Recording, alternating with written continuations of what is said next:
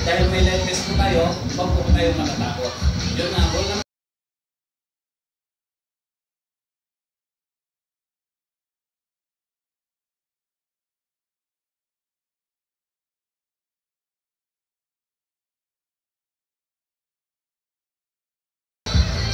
Lows and goes. Ako na, hindi pa namin nakikita.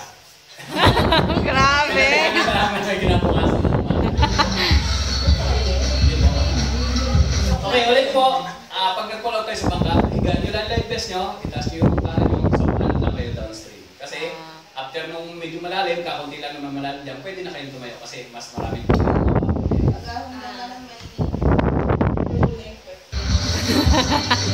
so, ganyan lang po dyan. Paano lang po kayo? Ay, tataas dahil may live vest na po.